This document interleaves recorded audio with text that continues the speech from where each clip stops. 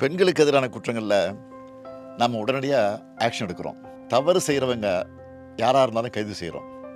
பாலியல் குற்றங்களுக்கு இன்னும் கடுமையான தண்டனைகளை வழங்குவதற்கு சட்டமன்றத்தில் நானே சட்டம் கொண்டு வந்திருக்கிறேன். சிறப்பு நீதிமன்றங்களை கொண்டு வந்திருக்கிறோம்.